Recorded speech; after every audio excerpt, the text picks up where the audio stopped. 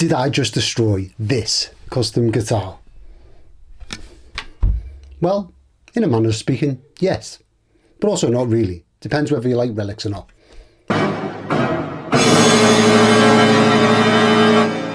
Hello people, Joe from Hello Sailor Effects here. Welcome to today's video. In today's video, we're going to take a look at how I aged my handmade custom gold top guitar. I'm going to take you through some tips and tricks that maybe the professionals don't want you to know about, or maybe I'm going to mess them up, and also why I'm the Taylor Swift of making guitar pedals. Stick around to find out. Cheers. Warning, no actual guitars have been harmed in the making of this video. Disclaimer, one guitar may or may not have been destroyed in the making of this video. Hello Sailor takes no liability for loss, damage or regret. Now on with the show. Now for the scary bit, I'm going to start dinging this bad boy up. This is the bit that I like to call a Marmite moment. You either love it or hate it. Do you love relics or hate relics? Do you love Marmite or hate Marmite? I'd love to hear it in the comments. Let's spark a discussion. Right now, so what I've got for this is I've got a drumstick, because everyone knows that drummer that'll throw a drumstick at you in a gig. Maybe not. I've also got an automatic punch. Seems like I can make a few marks with that. And also this small bar, I think this is off a tap and die set. What I'm going to aim to do is we're going to aim to put a few things around this area here where we would normally be attacking with the pick. And then maybe around this area, but I'm going to try and keep it random. Let's go.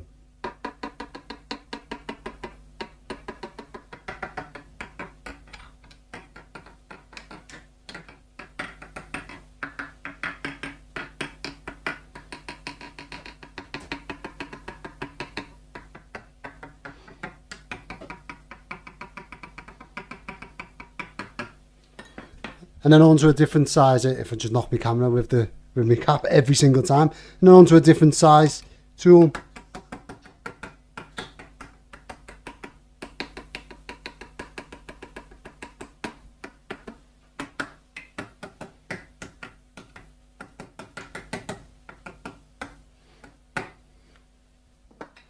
And then obviously the drummer with the drumstick. I can't play the drums, my kid can play the drums, not very easy.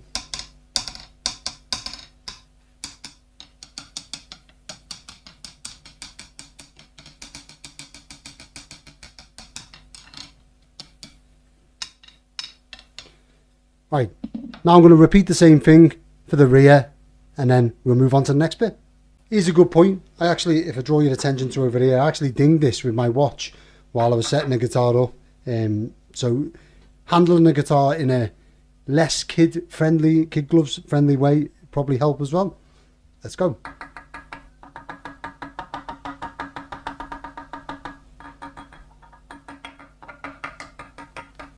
I'm paying particular attention to this end of the guitar just because that's where I would normally, when someone's kindly flashed up something motorised outside, so mowing the lawn or something. Cheers for that. And I'm going to repeat the same thing with all of our other implements. Then back to the drums.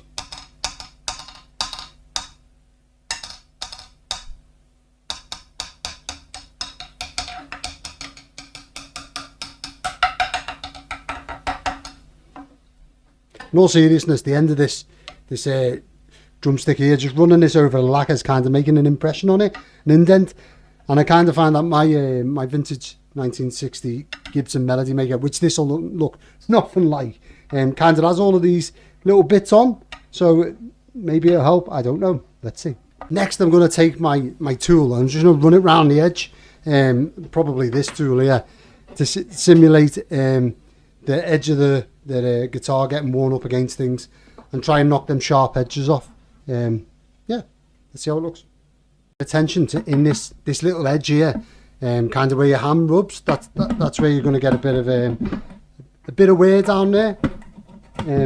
And also, as you can see, when I've been taking the edging off here, it's coming off really nicely. And I think once I knock all that down with some wire wool, this will come out real nice. And I'm being real uncareful and you know, random about where I'm dinging and what I'm doing. As long as it's random and not uniform, I feel like it'll look like it was done over time, I suppose.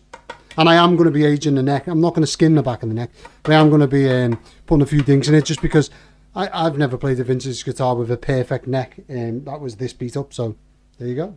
Right, so next I'm going to use a scalpel. I've got these surgical steel jobbies, and I'm just going to round off the edges, mainly this part here where your forearm would go, but and then I am knocking the camera again. Well done, Joe. I'm going to just do mainly this area here where your forearm goes, but I am going to do a lot of the front, just because it's a real sharp edge and I don't feel like that would be on a vintage instrument. Also, I'm going to just start removing some material here just by finely scraping on the lacquer, and just like kind of flaking it off, because on my I keep mentioning my Melody Maker, but on my Melody Maker, the bit that that the paint's been flaked off on, it's not like kind of sanded off like you see on some aged guitars. It's more like chipped off, and there's a sharp edge, like with some paint on there, and then maybe it's been knocked down by your forearm after time. I'm also taking inspiration off my last ship. There was a panel in the watch keeping place that had been there for years, made out of wood that was varnished, and then the paint had been chipped off and worn away, pretty much like a vintage guitar. So from years of people standing and rubbing up against it, well, not rubbing up against it, but you know what I mean. So I'm just gonna try and remove just some material here, maybe a tiny bit here, and some maybe down here, but little bits, and then we'll catch up and see how it gets on. Right, so now to add the wear to here, first of all I've just scraped some away using the scalpel in this sort of fashion, and then next what I've done is I've took the sharp bit of the scalpel, just pressed it down on the edge of the lacquer until it cracks a bit, and then give it a twist. Just like press down and twist, and that kind of mimics the imperfect edge that you would see on something that's been worn down over time, rather than that flat sanded sort of finish that you see on some aged guitars. Now it's time for the scary bit. I'm going to take the file, I'm going to round off the edges of the open book headstock. I'm also going to go on the back of it and take away some material from the top here, just like my vintage guitar, and take round these corners off so it looks less modern, less big. It's hard to explain. This is the first bit I've been real scared of. Okay, so now we're on to the bit that everyone's been waiting for, adding checking. Now, the best way to add checking is a large freezer.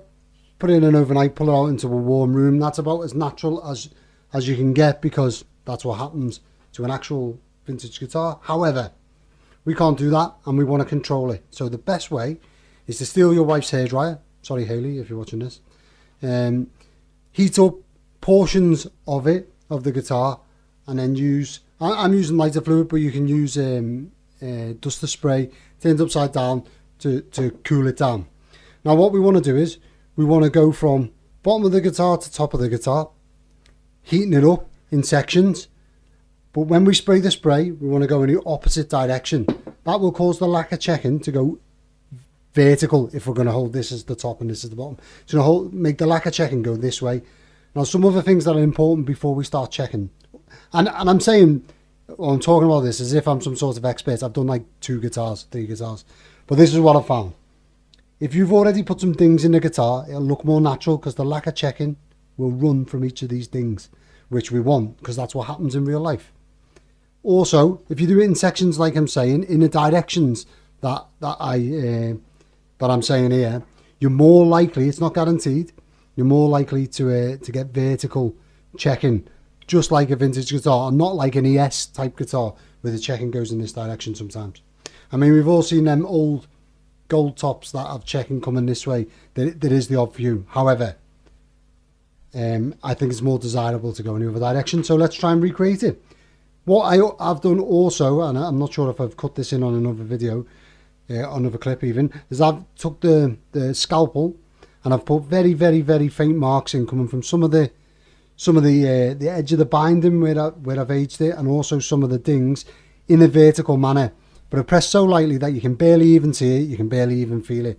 But because they're in place, I'm hoping that the lacquer checking is going to run from them, and it's all going to come in together in the direction that I want. Of course, that may not happen, we'll see.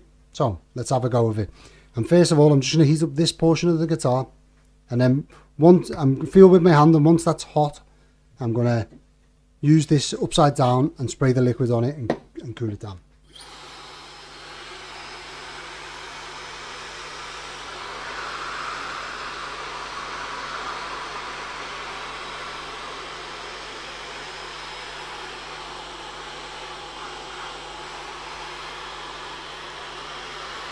Try not to hold the heat on one area for too long.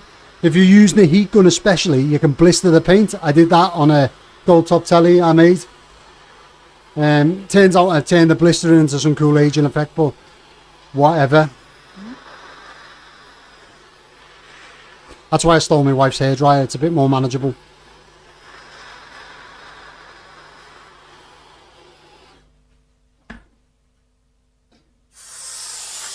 And you want to take the heat away, the cold away from it in between. Don't just blast all over it.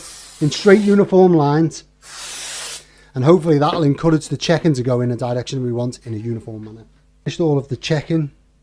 It's looking pretty good, although there's more of a smash glass effect in the middle, which I'm not too happy with. But, you know, around the edges we've got our vertical checking, so that's not too bad. Next, I don't know whether this is going to be great or not, but I have seen 8Bomb Custom. If anyone follows him on YouTube, he's excellent. If not, I'll link one of his videos down below. He likes to put some screws on top of his guitars that he relics, and then give him a little, like, just a not aggressive, just a push round. So I'm going to give this a going over on the front and the back, and we'll see what it does. Cheers.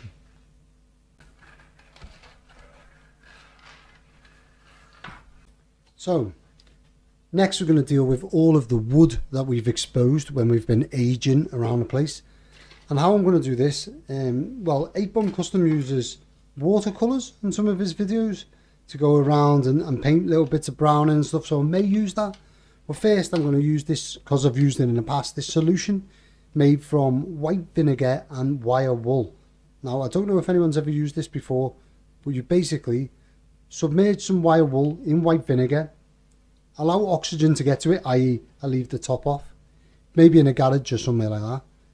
And then a week later, 4 days later, something, it oxidizes into this horrible, foul-smelling goop, which some people use as like wood stain. It basically it oxidizes the tannins in the wood, I believe. Anyway, it makes the wood go a darker colour, like a greyer colour. And I've used that to age wood to good effect before, so I'm going to use this. We'll go over all of the wood, and then we'll go from there and see if we need to add in some watercolours as well before polishing up. Now I'm just going to apply it with a tissue. One thing I will say, I'll link below in the show notes, in the description, a video on how to make this stuff. Don't leave the lid on when you're expecting it to oxidize, because it needs oxygen. So I, being a genius that I am, waited like 2 weeks and nothing happened. It was just like a separated wire wool and vinegar bottle. And then when I took the lid off, of course, the wood started oxidizing, and then the magic happened. So I'm just going to dab a bit on a bit of tissue, and then rub it over the areas where I've exposed some wood. I'm not being very precise on this. I'm not too sure on how much this is going to oxidize or not. So we'll see. I'm fairly sure mahogany oxidizes quite well. So I don't think I'm going to need too much on the mahogany, if I remember rightly. But I'm just going to go around, put it all on, and then I'll wipe off the excess afterwards.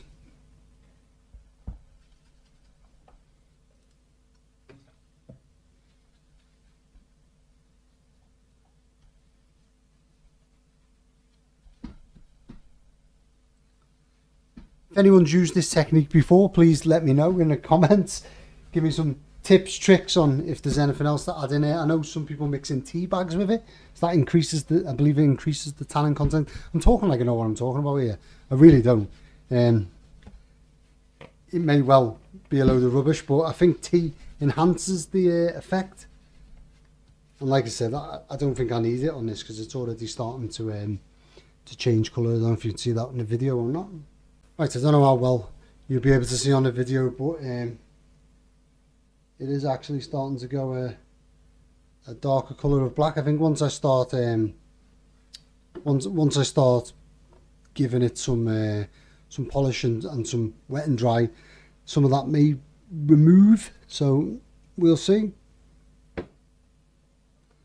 I think next step's going to be to move on to a bit of green oil paint to try and bring out some of the green checking and colour that some of the wear on the gold green. I did read an article where Hugh Price used tissues, vinegar, and then wrapped it in cling film to make the actual copper paint go green, which I could do, but I don't really have control over that. And after my checking debacle where it sort of went the right way but not quite, I think I'm going to go with the route where I have control. So let's give it a go. So next I'm going to use some oil paint. I've got Viridian green, I imagine. I don't know. I've never done this before, so the exact amount is going to be, well, it's going to be an experiment. And you're all along for the ride, so hopefully I can figure out which works and which doesn't, and then you won't mess up your own guitars. I'm going with green just because I'm using obviously gold paint, and when it ages it oxidizes and goes green. So, but I imagine if you're going to age a different guitar, you probably want to go brown maybe. I'm not sure. The oil paint were very expensive in the first place. So again, I'm putting some white spirits in there, which is real cheap stuff. I'm going to mix it together. The hope being, I mean, it is quite thin. The hope being is that it seeps down into the checking a little bit. I mean, that is really bright, so maybe I'll put a little bit of that on and then give it a wipe off, and or maybe add some brown in there as well. Try and darken her up a bit.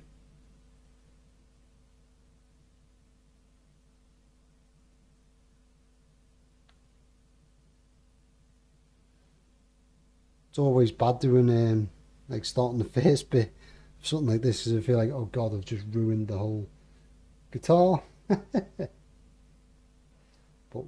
oh well, we'll see. Yeah, I'm going to give that a wipe off with a tissue and just see if any of the green sticks or not.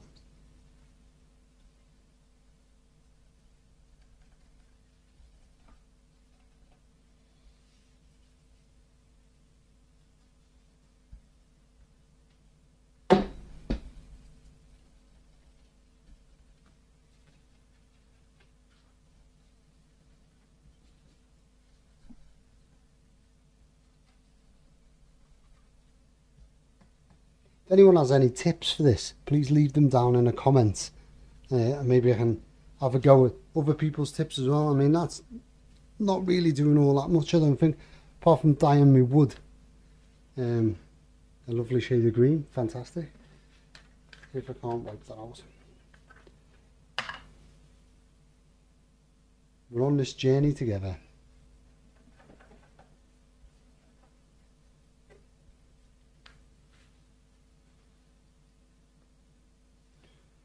So maybe if I leave, in fact, I'm going to add a bit of brown in with that, and then we'll see what the brown does. Okay, so now I've wiped all the green off. It's hard to tell, but you can see little bits of it. It's not as effective as I thought it was going to be. So I may try and use some vinegar and hold it on there and try and get this to green up. Next, I'm just going to take some wet and dry. I've only got 800 grit. I did really want 2000, but I'm going to just, with the areas that I've took lacquer away, I'm just going to knock off the edges, just to try and make it simulate, you know, like someone's put their arm over it. And again, I'm guessing with this, so if you guys have done this before and know better, please let me know.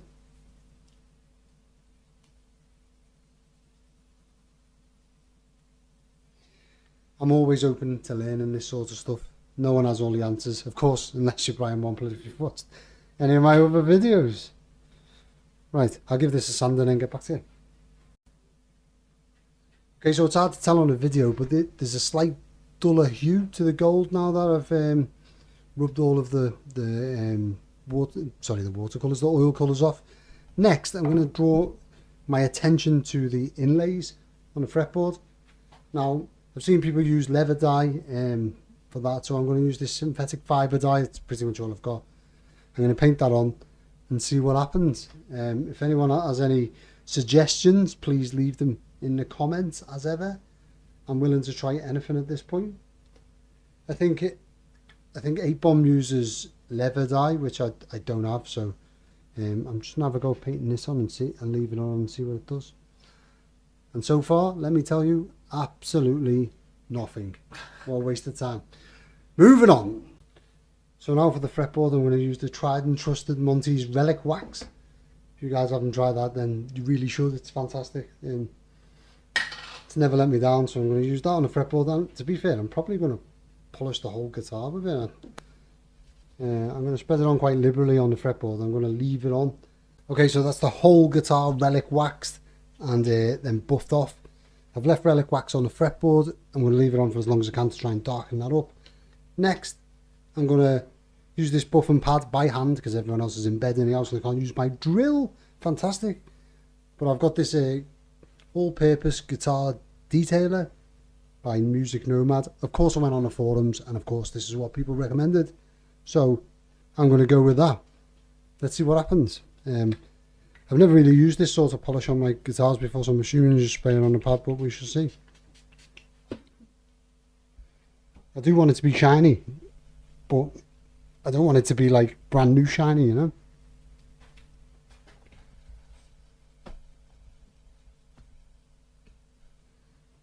Right, well this is the start of it. I'm going to crack on with this and then we'll see where we get to. So here's my mixture of water and the old wire wool solution. I'm going to use a touch of brown and see how dark that is and then we'll go from there.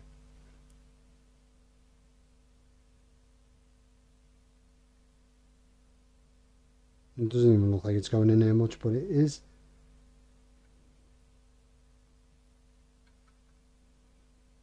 I'm going to go around the whole, everywhere where there's maple on show. Actually, this is sycamore, not maple. I went with it because it was slightly lighter. This guitar actually weighs under 8 pounds. It's like 7.8 pounds or something like that, which is fantastic. Apologies if you can hear that noise in the background. It's my Labrador Gibson snoring in the background. You ever known a bloody puppy that snores like that? Not me. Well, there you go. Seen on the 8Bomb videos that he actually uses what looks like oil paint on his fretboard to darken it as well. Don't really want to darken mine like that. It is Brazilian rosewood, or I bought it as Brazilian rosewood. Whether it is Brazilian rosewood, who knows? It didn't come with a CITES passport, so could well be anything. But I don't really want to start putting random stuff on it. Right, I'm just going to wipe that off. And then I think we're done apart from a final buff, which I can't do because everyone's in bed. But apart from that, we may rebuild it up and see where we are. I'm really happy with how this guitar's turned out, and I really like the way that it's got Hello Sailor inlaid into the headstock. I'm most happy about the fact that my buddy Mike Rivers described me as the Taylor Swift of boutique guitar pedal building. All down to this build. Oh man, that's dedication, keeping your fanbase happy. You're the Taylor Swift of the boutique pedal world.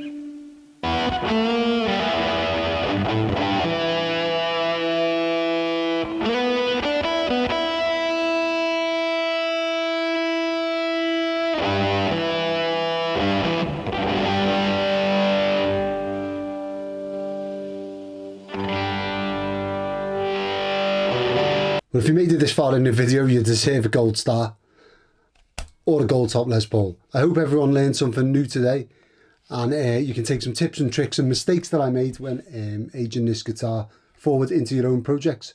I'd love to see them. Please post links in the comments below, or send me pictures on Instagram, and I'd love to share your images of guitars that you've aged. Cheers.